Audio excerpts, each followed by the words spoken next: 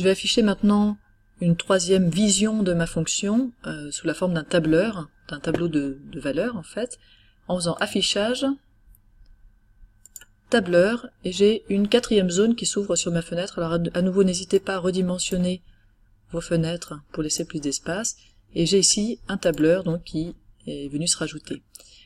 La première chose que je peux faire, assez simple, c'est de mettre dans cette cellule x parenthèse n, c'est-à-dire l'abscisse de n, et dans la cellule d'à côté, y parenthèse n, c'est-à-dire l'ordonnée de n.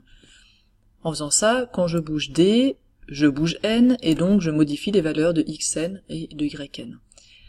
Alors c'est pas mal, ça me permet de voir les valeurs dans un tableau, mais je vois pas toutes les valeurs simultanément, j'en vois une à la fois. Alors il y a une technique pour voir tout. Je vais supprimer ici ces valeurs, je vais aller sur le point n, et en faisant clic droit sur le point n, vous voyez qu'il y a un enregistrer dans tableur. Je fais enregistrer dans tableur, je mets fermé, c'est ok pour, on peut laisser par défaut les informations. Et vous voyez qu'il m'a créé une colonne avec xn, une colonne avec yn, et qu'il est en cours d'enregistrement. Et en fait, ce qu'il va faire, c'est qu'il va enregistrer dans les différentes lignes de mon tableau les positions successives, enfin les valeurs successives de xn et de yn. Alors n, je vais le faire bouger toujours en faisant bouger d, et voilà, vous voyez que mon tableau de valeurs se remplit. Alors j'ai 112 valeurs ici, que j'ai obtenues en déplaçant mon point d et donc mon point n, et puisque c'est un tableur, j'ai maintenant accès à tout ce qu'on peut faire habituellement avec un tableur, notamment, par exemple, je peux faire max.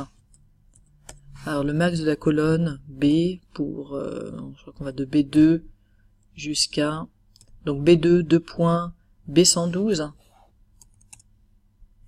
et il me dit que le max est à 10, alors je peux aller retrouver ce max à 10, je vois qu'il est là, et qu'il est obtenu pour des valeurs très proches de 4. Ce que je peux retrouver sur la courbe, bien sûr directement, alors je vais enlever la trace peut-être pour que ce soit plus clair, ou pas d'ailleurs, je vais la laisser. Donc quand est-ce que j'ai une valeur maximale, effectivement, c'est ici. Alors si vous voulez plus continuer à prendre des valeurs, vous faites pause, là, et là quand vous déplacez votre point D, votre point N, les valeurs ne sont plus enregistrées dans le tableau.